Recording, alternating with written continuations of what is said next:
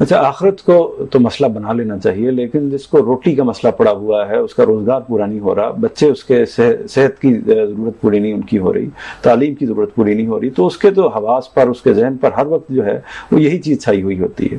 تو وہ کیسے، یعنی کیا آپ سجیسٹ کریں گے اس طرح کے بندے کے لیے کہ وہ دعا کرے، مناجات کرے، کیسے آخرت کو اپنا مسئلہ بنائے؟ یہ بات یہ ہے کہ دنیا آزمائش کی جگہ ہے، یہاں پر اللہ تعالیٰ امتحان کر رہے ہیں. یہ امتحان بعض اوقات بڑا سخت ہو جاتا ہے، دونوں پہلوؤں سے ہوتا ہے، یہ صبر کا بھی ہوتا ہے، شکر کا بھی ہوتا ہے.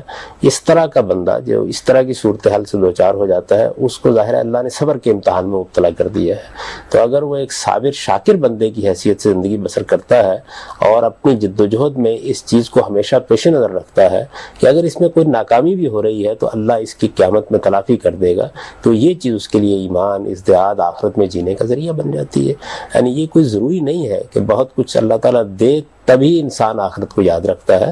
ہم نے دیکھا ہے کہ آخرت کو یاد رکھنے کے لیے صرف انسان کے ارادے کی صحت کی ضرورت ہوتی ہے.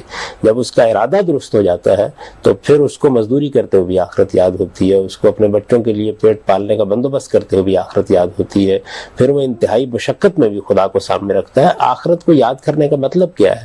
مطلب یہ ہے کہ نازک سے نازک اور مشکل سے مشکل حالات میں بھی انسان اخلاقی حدود کی خلاف ورزی نہ کرے.